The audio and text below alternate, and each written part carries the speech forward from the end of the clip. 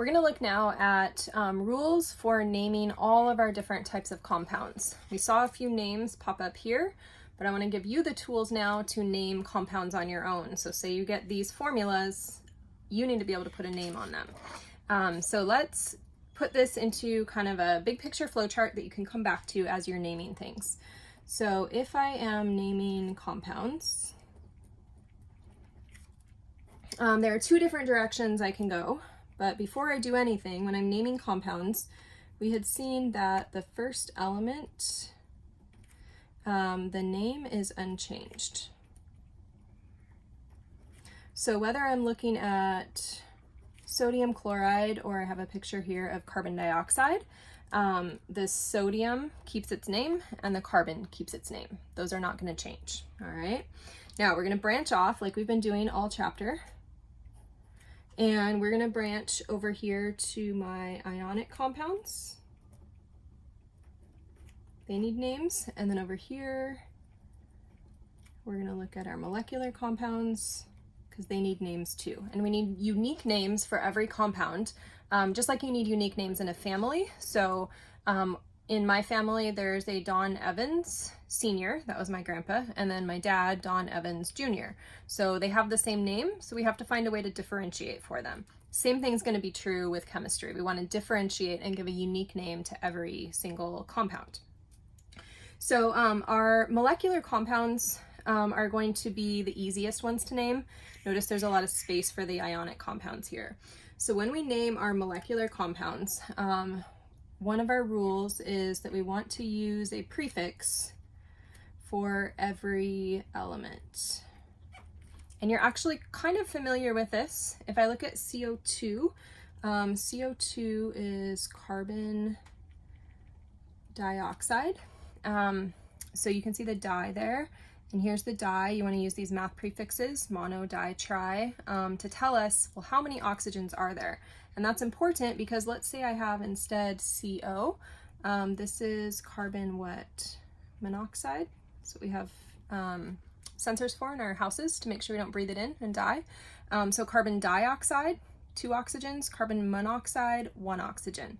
The one exception to using prefixes is if you only have a mono at the front. So we don't say mono carbon dioxide or mono carbon monoxide. We leave off that initial mono on the first element. So except mono on the first element. And that's it. That's how we name our molecular compounds. They're very easy to name. Ionic compounds, there's more going on, okay? So we're gonna have 3 different sets of rules for our ionic compounds. Remember, these ionic compounds are gonna have some metals in them. So the first one, easiest one, is what we see with sodium chloride. And I'm gonna call these monoatomic. Mono as in one atom. So we have a sodium and a chlorine. And we'll see polyatomic in a minute. That'll make this make more sense. These are relatively simple, okay? So if I have NaCl, this gets named sodium because the first element name is unchanged. And then I change that last ending to chloride. So monoatomic, same first, and then at the end I put the "ide," okay? Second type of ionic compounds that you might encounter is where our cations vary in charge. So some cations vary in charge. And remember, those cations are metals, and the 2 metals that you need to focus on for this are copper and iron. There are other cations that vary in charge, but the only 2 you will be tested, quizzed, asked to name are copper and iron. So if I take a look at copper, it can be copper 2+ or copper 1+. Iron can be 3+ or 2+. On the periodic table, here's iron and here's copper. Notice they're both transition metals, and this is a common feature of transition metals, that a lot of them have more than one possible charge because of how their electrons are arranged. So you just need to focus in on these 2 because we see them in hemoglobin and then in some other enzymes in our body. And so as I look at these, you want to kind of have a red flag go up anytime you see copper or iron, so I'm going to make it a pink flag because I don't have red. But anytime you see copper, anytime you see iron, you're thinking, oh, these are special. And so as I look at this copper and chlorine, I know that the first element, the name is unchanged, right? Except this is where I need to use those Roman numerals. Here I'm going to write copper 1, and then same rule as before, the chlorine becomes chloride. Okay, now how do I know to put a 1 there? I actually have to take my formula and think about, okay, well, I know chlorine on the periodic table, chlorine is a -1. So if there is a -1 chlorine and there's only 1 copper, then the copper must be a positive. And that +1 is what becomes this Roman numeral 1. 1 positive becomes a Roman numeral 1. And you can see that that's written here. There's also this other way of naming them with cuprous and cupric. I won't be testing you on that. Sometimes you'll see that in a nutrition type of setting.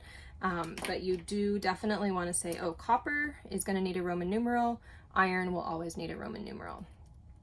One final group of molecules you'll have to name that are, or not molecules, but ionic compounds, contain polyatomic ions.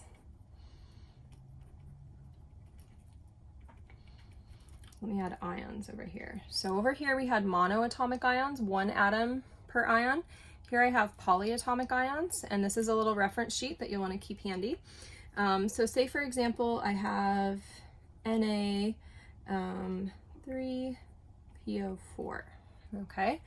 Here's my sodium, okay, that's easy to name. And now I see this PO4, which is now poly, more than 1 atom, right?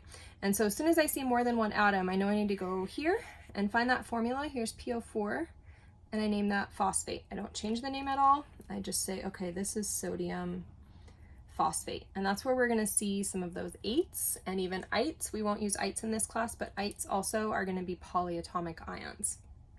As I look at all of these, anything ionic had metals at the front end, and then either a chloride or a phosphate, something negative to go with them. So that is, in a nutshell, how we name compounds. We will now do a whole bunch of naming, practicing with ionic compounds, and this just requires practice, practice, practice. The more you practice, the better you will get at naming and also writing formulas.